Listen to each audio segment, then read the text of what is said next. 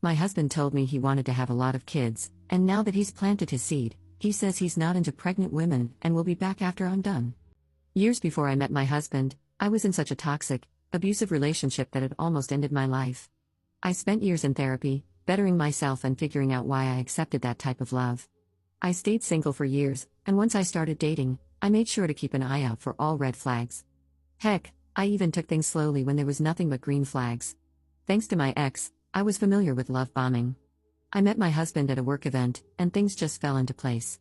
I opened up, explained my past trauma, and let him know that if we were going to date, it would require a slow pace and patience. I won't say that he was perfect, but he was always kind, compassionate, and caring.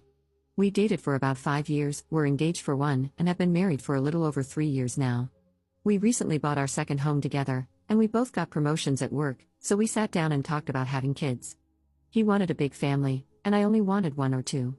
We agreed on 2, and, well, started trying. It didn't take long, and here I am, 6 months pregnant, still working, with swollen ankles and a back that won't stop aching. Other than that, I've been very happy and have what I thought was a supportive husband. 3 weeks ago, I found out that he was having an emotional affair, and honestly, probably a physical one.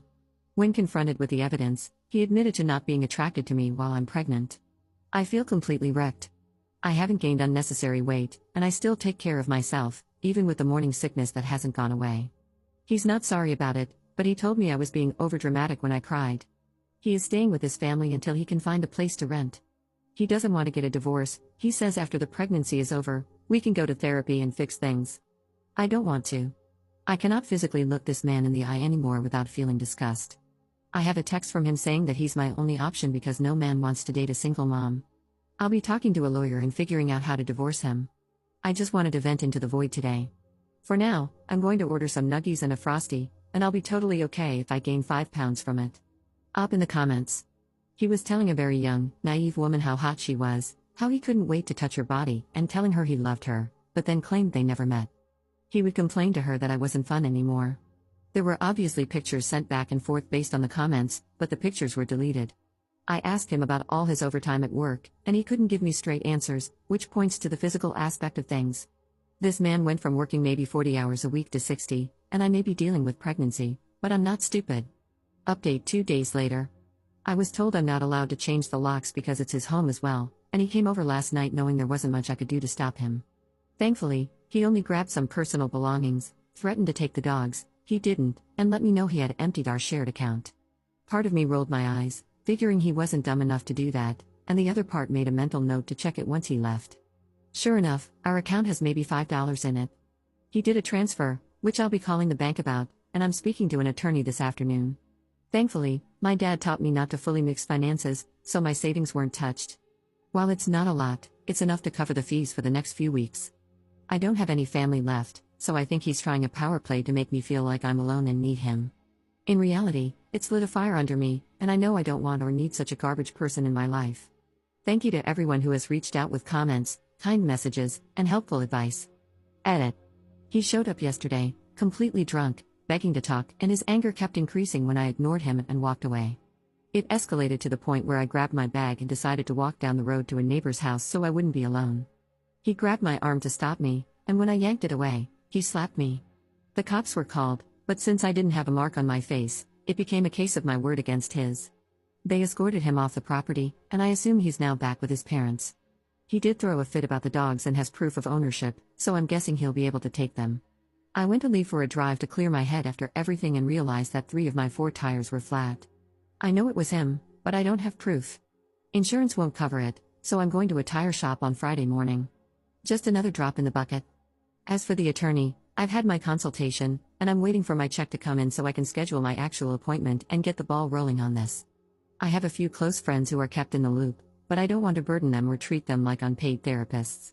I think that's why I came back to Reddit. There's something therapeutic about just typing it all out into the void.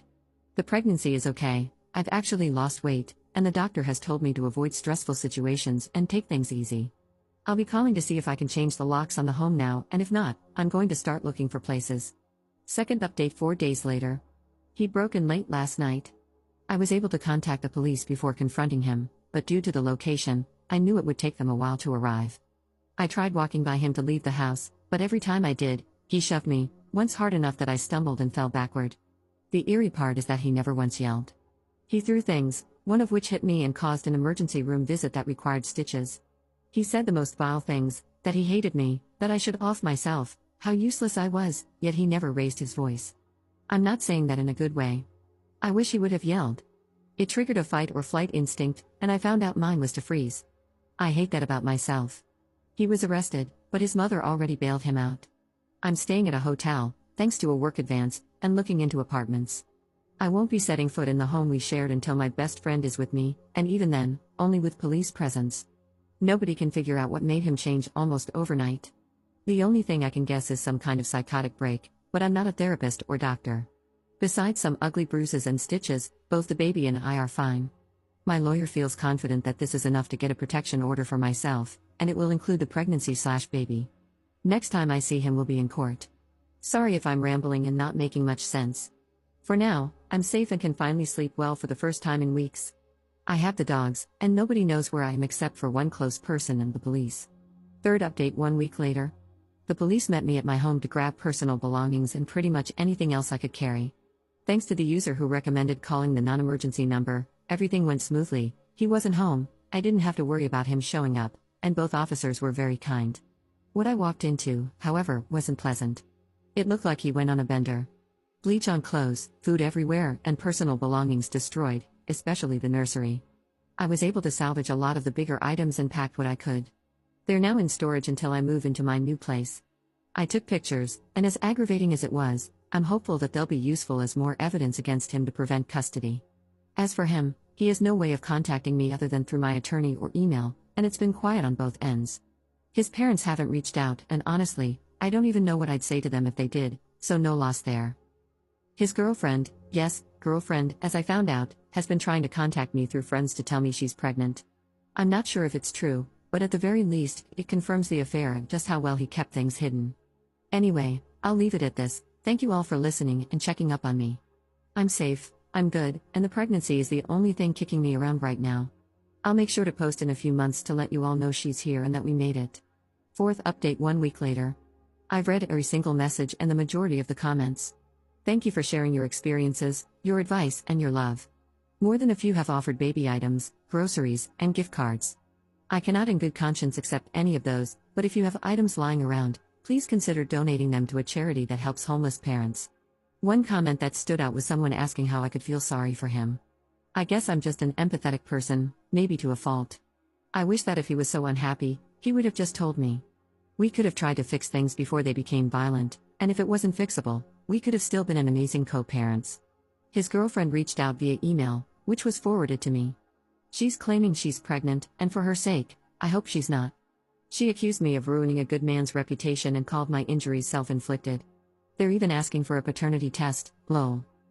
My personal favorite was when she said if my baby is actually his, she hopes her child can grow up with mine and have a sister. Little does she know, I will go to hell and back to make sure that man knows nothing about my daughter. I saw him once while leaving the grocery store. On the outside, I stayed calm, cool, and collected, acted like he was just a stranger I wouldn't give a second look to.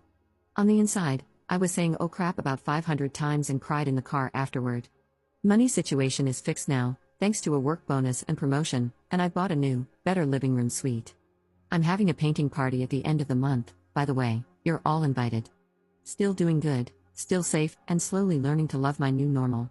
If you're in a similar situation or an abusive relationship, man or woman, reach out, you're not alone. You don't need to be brave, I'm certainly not. You just need that moment of I can't do this anymore to light the fire. Fifth update 6 months later. Hi, it's been a while since I last posted. Back then, I had swollen ankles, was waddling around, thought every little cramp was a contraction, and felt like my life was falling apart. I want to thank everyone who reached out, even months later, just to check in on a stranger. My daughter is here. For privacy, I'll leave out her date of birth, but she was 6 pounds and 2 ounces, with the most beautiful head of hair I've ever seen. My original posts are still up in case anyone is confused reading this. To say things have been rough would be an understatement. He showed up at the hospital, but thankfully, everyone was aware of the situation, and the hospital staff handled it perfectly. This allowed me to focus on labor and delivery. Unfortunately, the stress of his presence made an already hectic moment even more overwhelming, but things could have been so much worse, and I'm incredibly thankful they weren't. Right now, I'm dealing with about 10 different CPS calls, and they visited my house on 4 occasions. His family and he have filed for an emergency custody hearing, and because I left the state with my daughter, it gave him a bit of leverage. Unfortunately, the protective order doesn't seem to be helping much in that regard.